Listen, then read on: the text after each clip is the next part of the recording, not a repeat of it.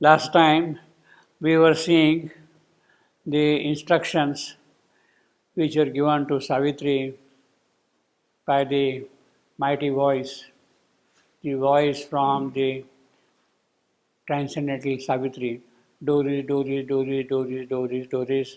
And finally, she is told, as a part of that whole process, she shall harbor her force in her soul and she shall conquer death. So that is the objective, that is the siddhi, that is the realization, that is the fruit, the reward of Savitri's yoga. This is what she is going to get. She has to do and she will achieve. There is certainty there. Now, thou shalt harbor my force. We have two very distinct passages in Savitri where the divine force is now present in the soul of Savitri. We'll quickly see them before we proceed further. It is first passage is in the same book, Canto 5, 127, section 127.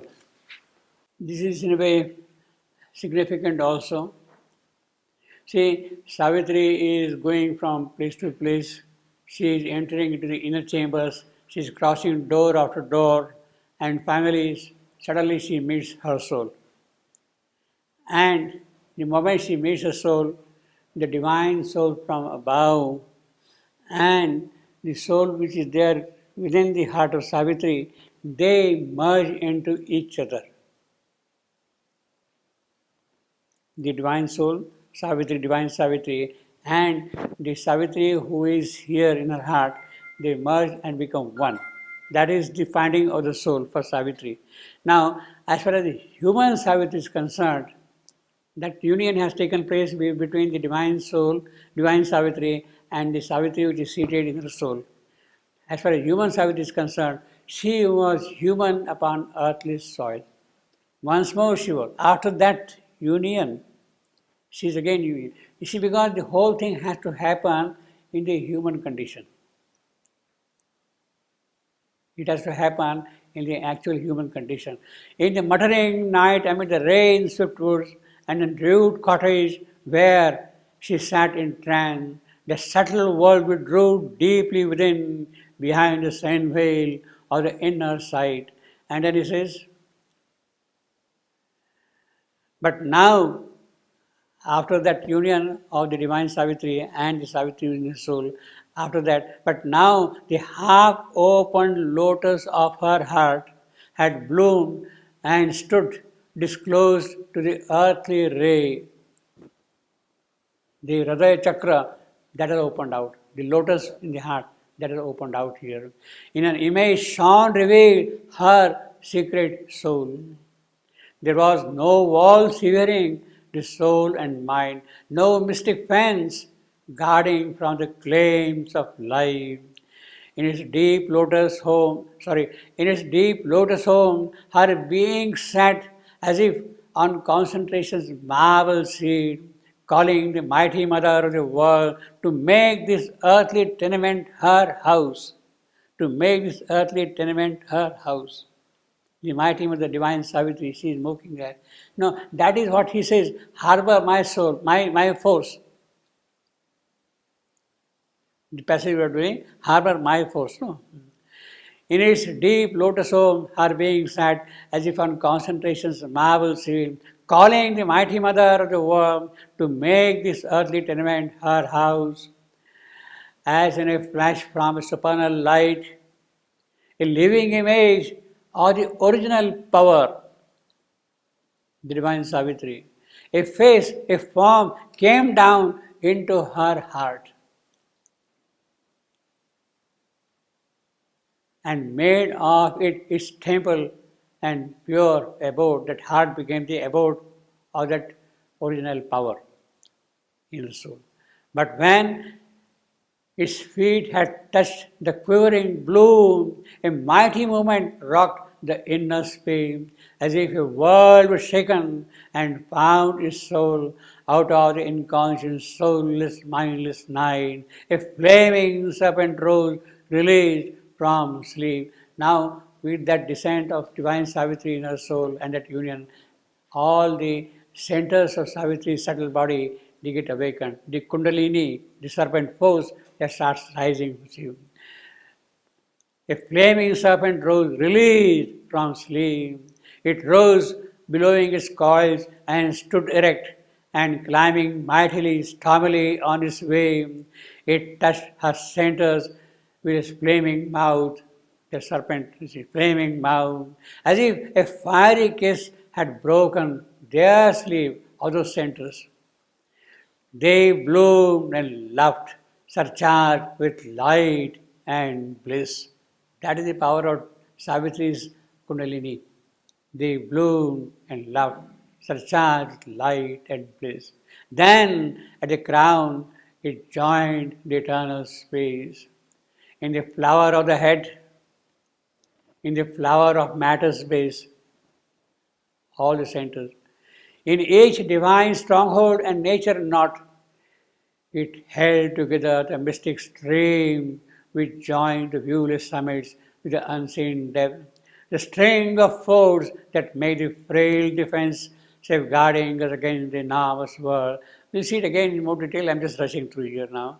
Our lines of self-expression in its was an image sat of the original power, wearing the mighty mother's form and face.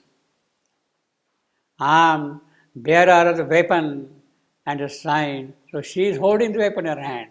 Sign, the mother symbol. She is there holding that, you see. Whose occult might no magic can imitate. That is extremely important. You see, in the occult world, you can imitate somebody. In fact, that is exactly what the mother did. That is how she deceived Hitler. She had put on the form of the Lord of Nations and instructed Hitler, do this, do that, and finished. You see. So that imitation is there. And bearer of the weapon and the sign, whose occult might no magic can imitate, manifold yet one, she sat, a guardian for a savior gesture stretched her lifted arm, and symbol of some native cosmic strength, a sacred beast lay prone below her feet. That is Durga, lion, riding on that, you see. A silent, flame-eyed mass of living force, see. All underwent a high celestial change, breaking the blackened conscience blind mute wall, effacing the circles of the ignorant, powers and divinities burst flaming forth. Each part of the being trembling with delight lay overwhelmed with tides of happiness and saw her hand in every circumstance and felt her touch in every limb and cell. In the country of the lotus of the head, which thinking mind has made its busy space, in the castle of the lotus twixt the brows, Ajna Chakra. Brows, whence it shoots the arrows of its sight and will, knowledge and power within us. In the passage of the lotus of the throat, where speech must rise, and expressing mind, and a harsh impulse turn towards word and fact, a glad uplift and a new working came. So all the centers now are doing something else which they were not aware of until now, with the descent of that power. See. The immortal's thoughts displace our bounded view. That is the first change. What change has taken place? Our thoughts are now replaced by immortal thought. The immortal's thoughts us drive idea and say, all things now bore a deeper, heavenlier sense. A glad, clear harmony marked the truth's outline, reset the balance and measures of the world. Then further down, each shape showed its occult design, that mighty change he is describing, you see. Unveiled God's meaning in it for which it was made, and the vivid splendor of his artist thought. A channel of the mighty mother's joy, the immortal's will into his calm control, our blind or erring government of life, a loose republic once of wants and need, then bow to the uncertain sovereign mind. Life now obeyed to a diviner rule, and every act became an act of God. That is a mighty change with the descent of that power. Every act became an act of God. Then further down, you see, he has described only the upper part, this center, and this center. And every act has already become the act of God. Then further down, in the kingdom of the lotus of the heart, Anahata Chakra, here. Love chanting is pure hymeneal hymn, made life and body mirrors of sacred joy, and all the emotions gave themselves of God. In the navel, further down, see, navel lotus's broad imperial reign, its proud ambition and its master lust were tamed into instruments of a great calm sway to do a work of God on earthly soil. So now this center, further down. See. In the narrow nether center's petty palm, its childish game of daily dark desire was changed into a sweet and boisterous play, a romp of little gods with life in time. And then further down, in the deep place where once this serpent slept, Muladhara, there came a grip on matter's giant powers for large utilities and life's little space. A firm ground was made for heaven's descending might. So, actually, that is the function of matter. That is what matter has to do. It has to become a firm ground to hold the power of the divine which is descending down. Matter provides a firmness, solidity, concreteness. A firm ground was made for heaven's descending might. It is that alone which can hold the powerful power. Behind all reigned her sovereign, deathless soul, casting aside all its veil of ignorance. So, this is the description we have here, and then there is one more, but that I will not read, I will just give the reference at the moment. It is in Book 10, Canto 4, towards the end, 147. Now, this is actually when Savitri is face to face with death. Death is not yielding. But then finally, there is what might call clash of argument against argument, logomachy. But it is more than that. Each time something is uttered, a power is released into occult operation.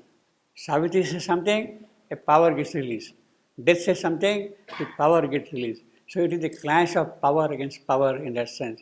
And death is firm, he is not yielding at all to Savitri.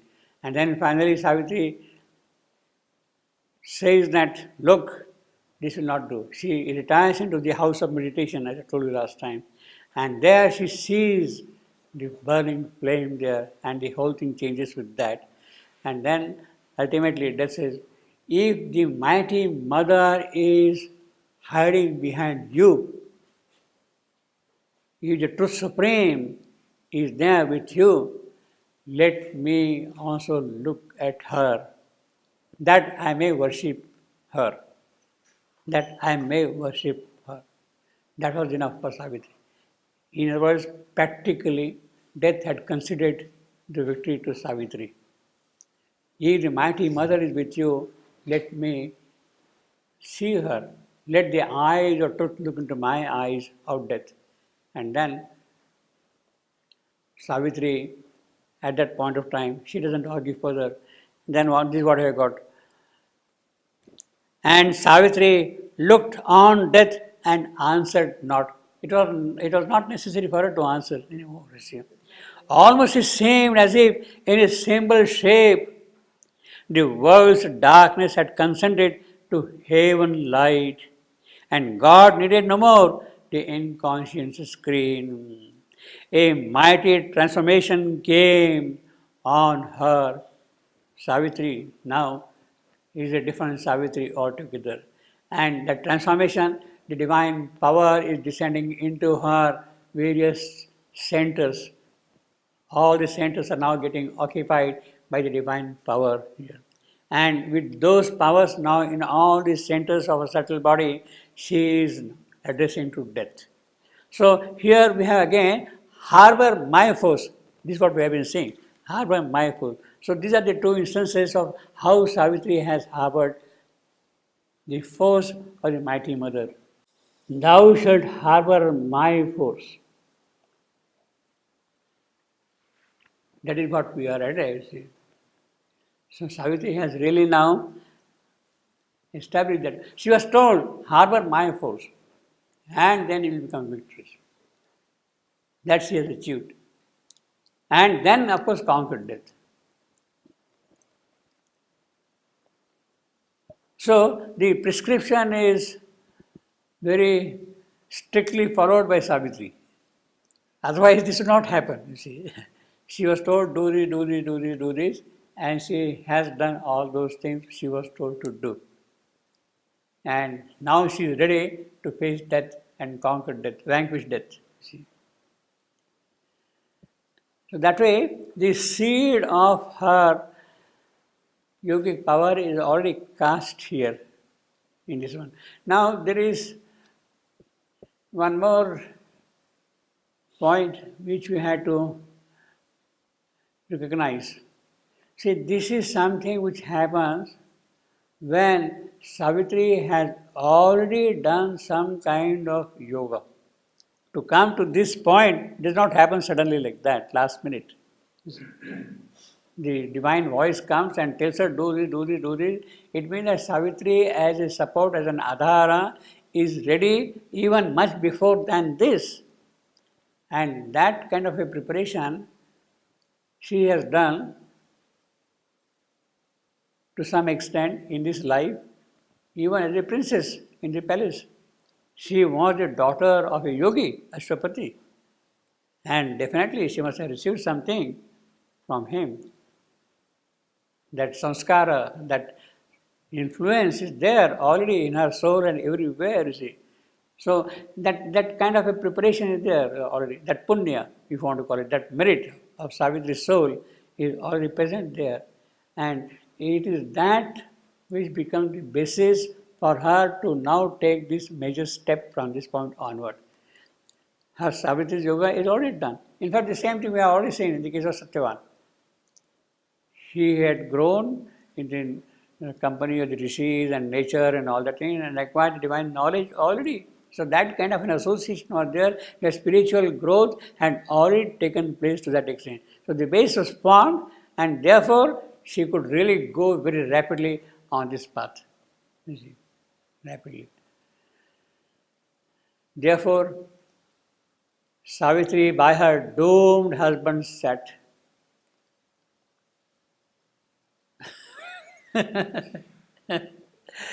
Now, I don't like this word doomed, but you have to understand it also, see.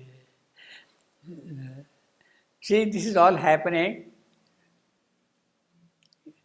in the bedroom of Satyavan and Savitri, wherever there, you see. He is sleeping there and she is going through all those spiritual experiences and realizations already, you see. Now, he, of course, doesn't know that death is waiting for him next day, Satyavan. Savitri is fully aware of it. But Savitri does not see him as a doomed person. Savitri does not see him now anymore as a doomed person because she has got the conviction that she shall harbor the divine force in her soul and conquer death.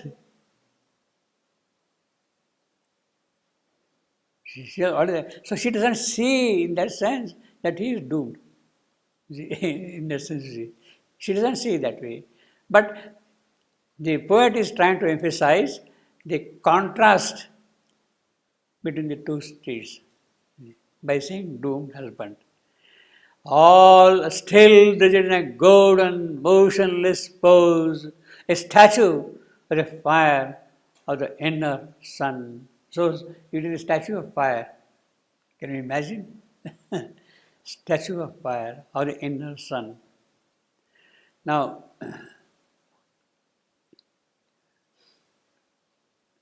fire of the inner sun.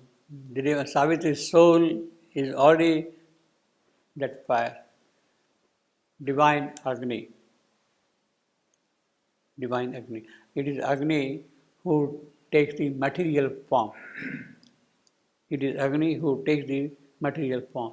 He is the form giver, he is the form creator, Agni. And therefore, he is a statue in that sense. Still, calm, quiet, yet bright, intense, brilliant, Agni, burning all the while, living. Fire of the inner sun. Now, sun, Agni, these are the forms of what Sri Aurobindo calls Mahavishnu. Mahavishnu. Vishnu himself is the form of Agni. So who is burning here? It is that Mahavishnu. It is his sun which is now burning in the soul of Savitri already in that sense. The moment the voice says, see, that is the first kind of a gift the voice has given to Savitri. Fire the inner sun. In the black night, the wrath of storm swept by, the thunder crashed above her head, the rain hissed, its million footsteps pattered on the roof. Impassive made the movement and the cry, witness of the thoughts of mind, the modes of life, she looked into herself and sought for her soul. Her soul, not for soul, sought for her soul, her own soul, you see, not soul. Each soul has its own individuality, its own uniqueness, its own characteristic svabhava, quality, guna dharma, as we call it. The functional role which each soul has to play, that is the quality, that is the guna dharma, guna, quality, dharma. So she is therefore seeing that svabhava of her soul, that quality of her soul, and what it is supposed to do. She is supposed to do finally harbor the divine force in her soul and vanquish death. That is her present task. Transformation, the voice does not speak anything about that. The necessary condition for the transformation is that Savitri must vanquish death. Necessary condition. Now, so you can say in that sense, the recipe comes up to the point of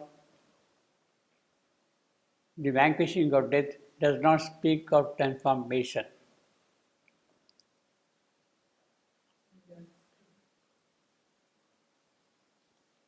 You see, it does not speak of that, you see. What will happen? That is too early for even for the voice to say. First you please do this, come to this point, and then things will happen to you.